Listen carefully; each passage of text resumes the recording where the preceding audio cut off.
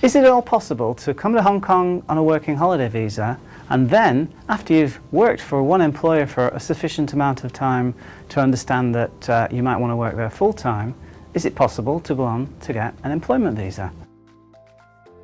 I'm an Australian citizen in Hong Kong working under a working holiday visa, which only permits me to work 3 months per employer.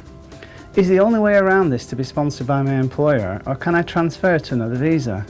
I presume it's quite expensive and tricky to be sponsored by a company. Is that true? Thanks in advance for your help.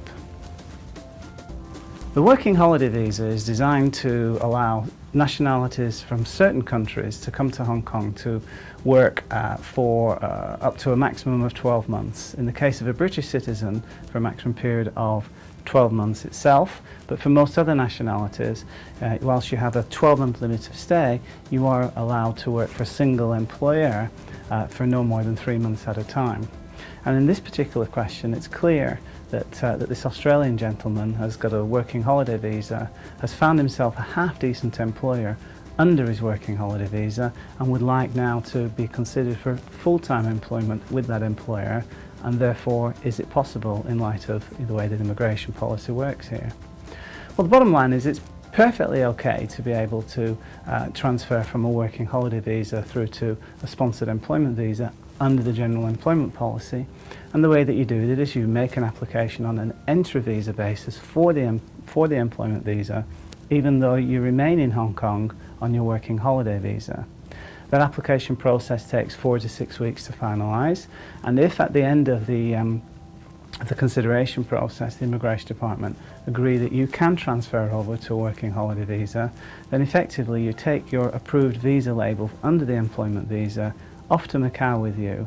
You exit Hong Kong, relinquishing your working holiday visa status in that process, and then placing the employment visa label on a clean page in your passport, and returning to Hong Kong and activating your employment visa at the point of first arrival. So that's how the mechanics of it all works.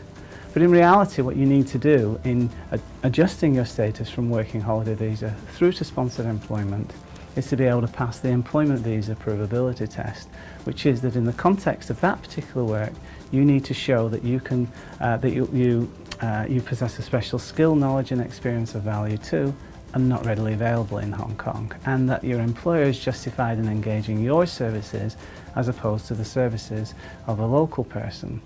Now, the fact that you've spent a few months working for a single employer is clearly good evidence that you're the right fit for that particular work, but it doesn't automatically follow that the Immigration Department will buy into the idea that you are in fact the only person to do that work, and also that you possess the requisite qualifications and experience to be deemed a professional under the general employment policy.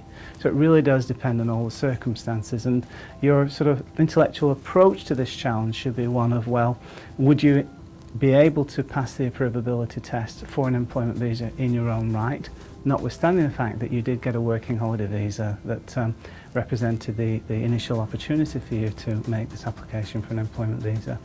The challenge is really, as I say, passing the employment visa approvability test in your own right. So those are the mechanics of where you are sort of situated at the moment.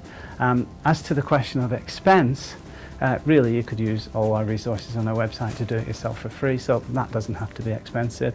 You can engage with the professional assistance of myself, any of my colleagues in this industry, and you'll be able to find a suitable provider at a price that you might be happy to pay.